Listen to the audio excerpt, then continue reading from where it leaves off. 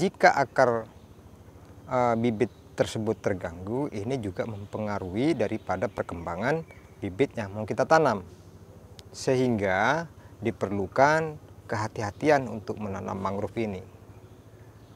Apalagi sampai dengan akarnya tergerak, terputus, atau tanahnya terurai, ini juga mengakibatkan daripada pertumbuhan bibit tersebut tidak berkembang dengan sempurna. Maka dari itu, sahabat-sahabatku semuanya, penggiat lingkungan di Kota Balikpapan maupun di seluruh Nusantara, silahkan hubungi WhatsApp kita apabila menginginkan sharing kelanjutan daripada cara persemaian mangrove maupun pola penanaman mangrove yang baik.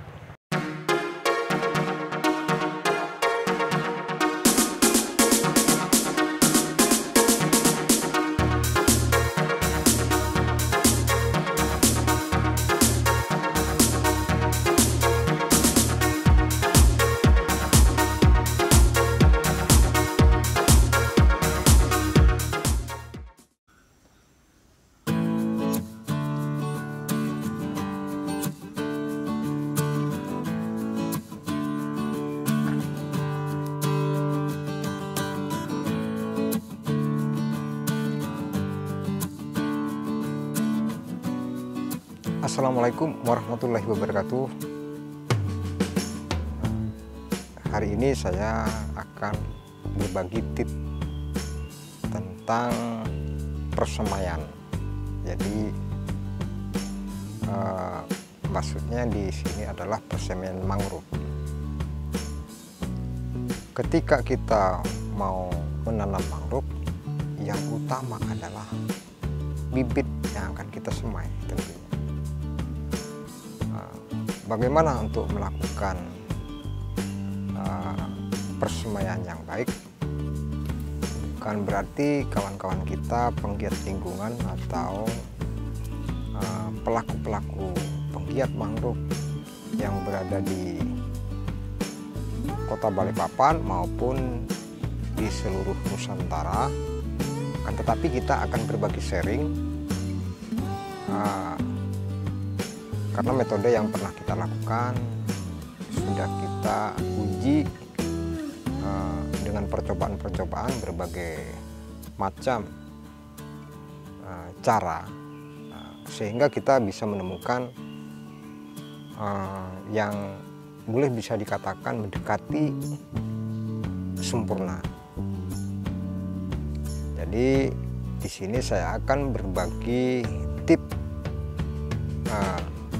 persemaian mangrove, yaitu jenisnya Rhizopora mucronata sama Rhizopora apiculata. Kenapa kita kok masih dominan sih mangrove itu Rhizopora gitu. Nah, memang kalau kita berbicara tentang zona zonasi mangrove, formasinya biasanya ada zona terbuka, zona tengah, sama zona mendekati darat.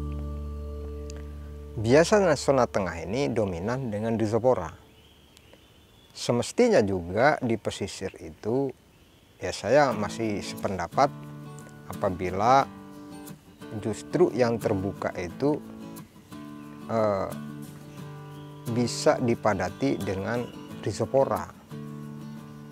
Nah, coba kita formasinya kita balik misalnya, tetapi itu kan metode cara penanaman. Nah, nanti untuk tips cara penanaman serta pemeliharaannya nanti akan kita bahas di episode pola penanaman mangrove. Nah, di sini saya akan berbagi tips persemaian dulu. Karena langkah keberhasilan kesempurnaan menanam itu tentu dari bibitnya dulu. Bagaimana menentukan bibit yang baik? Bibit yang baik adalah bibit yang sudah matang. Nah, itu ditandai dengan namanya keping atau cotyledon. Seperti ini. Ini jenisnya Rhizopora mucronata. Nanti akan kita bawa kembali ke tempat persemaian, namun kita adaptasi dulu supaya melepaskan antara buah dan biji nanti. Ya.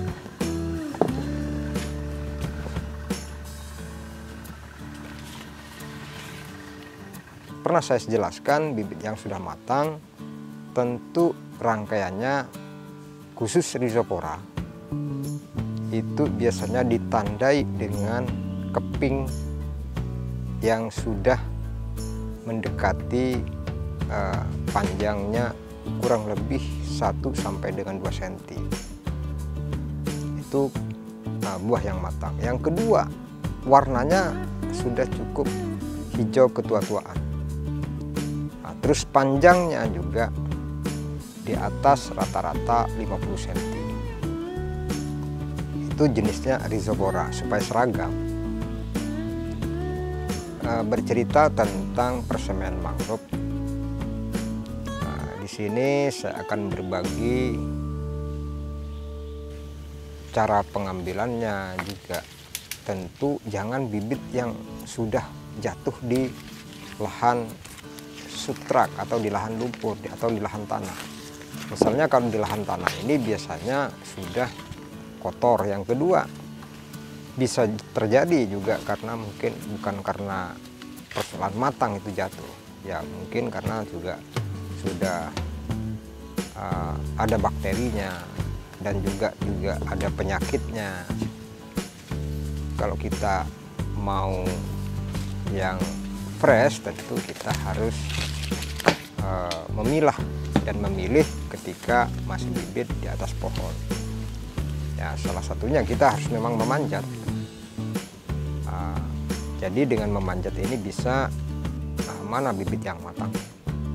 Nanti setelah kita ada pengumpulan bibit yang matang, kita akan bawa di lokasi persemaian dan kita tampung dulu dan kita ikat, dimasukkan ke dalam timba.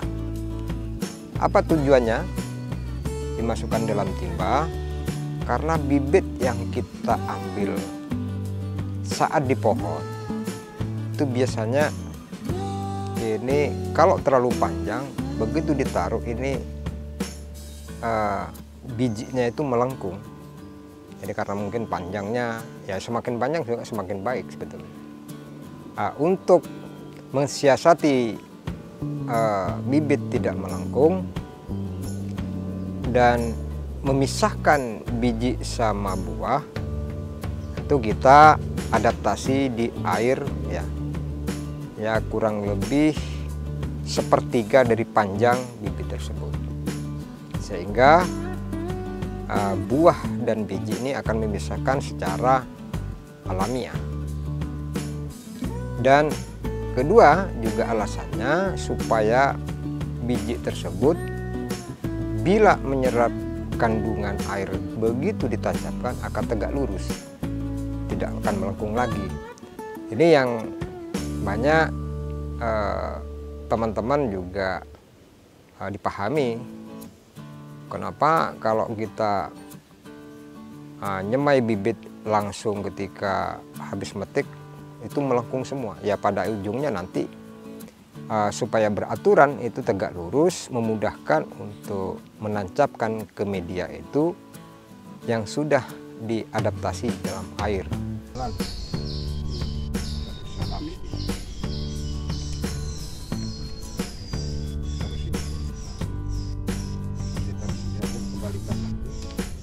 Posisinya kenapa saya buat tali seperti ini, fungsinya untuk menandakan bahwa nggak usah terlalu dalam.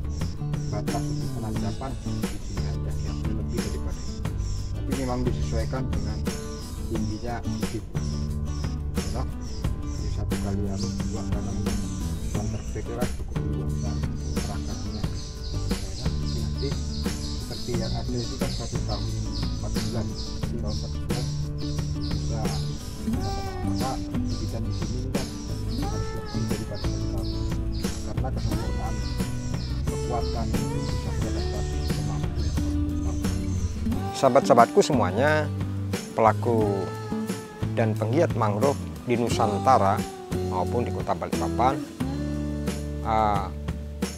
saya juga nanti ingin berbagi tentang bagaimana penanaman mangrove.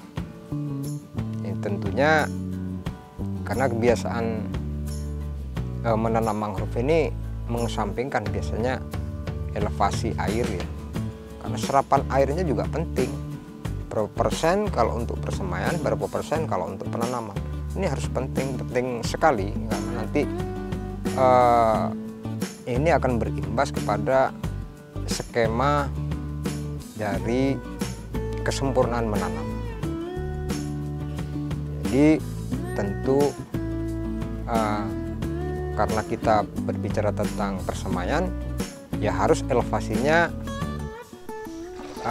airnya juga itu diperhitungkan, tempatnya, karena tidak harus juga perlu penyiraman lagi. Kalau perlu penyiraman ini juga harus banyak sarana-sarana yang harus diadakan lagi, dan itu pun memakan biaya. Dan yang baik dan benar adalah ingat bahwa setelah persemaian ini cukup kuat, nanti akan ditanam di kondisi cuaca yang ekstrim, jadi perlu adaptasi juga. Saya di sini melakukan persemaian ini dengan metode elevasi airnya di atas 1,3 pasang tertinggi permukaan air laut. Misalnya di titik 0, karena kalau kita pembibitan juga terlalu basah, ini juga nanti saya khawatir bibit tersebut akan menjadi busuk nanti bibit. Begitu pula kalau juga terlalu kering, bibit tersebut juga perlu penyiraman. Untuk bisa mensiasati itu harus punya lokasi, diukur elevasinya yang kira-kira air di 1,3 ini sudah bisa kerendam. Jadi untuk penyerapan airnya itu 60%, karena pasang itu biasanya rumusnya 3-5-3. 3 dalam kondisi pasang tinggi, terus 5 adalah transisi, 3 pada saat ronda. Saat ronda ini kata orang itu, ini masyarakat nelayan, ronda itu antara air pasang dan tidak itu hampir sama. Pada saat ronda tersebut, posisi pembibitan ini tidak kerendam. Jadi 60% pembibitan itu harus bisa menyerap air. Begitu pula juga nanti tip penanaman yang tepatnya di mana, gitu. Karena tidak semua substrat ini bisa ditanam, gitu. Jadi kembali lagi kepada elevasi air. Ketika tidak bisa disiasati, tidak bisa ditanam, misalnya terlalu rendah, harus disiasati. Banyak metode-metode yang bisa kita lakukan. Dan saya nanti akan sharing juga, berbagi kepada kawan-kawan penggiat mangrove. Tadi sudah kita urai mengenai tata cara persemaian. Sekali lagi, bukan berarti kita di tempat lain itu bibit yang tidak baik, bukan. Akan tetapi kita mencari cara-cara yang terbaik, sehingga ingin berbagi pengalaman kepada kawan-kawan. Dan perlu kita cermati juga, ini cara penanaman biasanya ini membawa bibit ini terutama ketika membawa bibit. Bibit yang siap ditanam ini tidak boleh berubah. Akar pun juga tidak boleh berubah. Seringkali kita bisa banyak menemui antara lain ketika membawa bibit. Seharusnya kita harus ada wadah, ya, sehingga akar tersebut tidak terganggu. Jika akar bibit tersebut terganggu, ini juga mempengaruhi daripada perkembangan bibit yang mau kita tanam, sehingga diperlukan kehati-hatian untuk menanam mangrove ini. Apalagi sampai dengan akarnya tergerak, terputus, atau tanahnya terurai, ini juga mengakibatkan daripada pertumbuhan bibit tersebut tidak berkembang dengan sempurna. Kita juga ingin berbagi pengalaman tentang di segmen berikutnya, nanti akan kita berikan pola penanaman mangrove yang baik dan benar. Menurut apa yang sudah kita lakukan dari sekian lama, bisa kita datang ke Mangrove Center untuk bisa melihat kondisi yang sudah pernah kita lakukan penanaman, dari proses awal, proses cara penanaman, proses pemeliharaan, sampai dengan tumbuh perkembangan mangrove dengan sempurna. Maka dari itu, sahabat-sahabatku semuanya penggiat lingkungan hutan mangrove di seluruh Nusantara, silahkan untuk bisa sharing apabila diperlukan dengan menghubungi WhatsApp di 0853 464 73914 atau ikuti channel Agus Bey ya di YouTube. Silahkan bila memerlukan pemahaman tentang keberadaan mangrove, pemahaman tentang persemaian mangrove, sehingga kita hutan mangrove yang berada di wilayah lingkungan kita bisa tumbuh kembali dengan sempurna. Karena memelihara mangrove atau menanam mangrove ini lebih sulit, lebih mudah ketika kita merusaknya. Maka dari itu, untuk bisa tidak mengulang dari penanaman tersebut, maka peliharalah mangrove kita, mangrove yang terbesar di dunia, yang cukup memberikan dampak kepada penyerapan karbon, terutama bisa memberikan kontribusi oksigen yang kita hirup dan memang tidak terlihat. Maka dari itu, saya Agus Bey ingin sekali membagikan hal-hal terkait informasi tentang keberadaan mangrove yang berada di sekitar kita maupun yang ada di Nusantara. Terima kasih, dan saya akhiri, wabillahi taufik wal hidayah. Assalamualaikum warahmatullahi wabarakatuh. Jumpa lagi, salam lestari.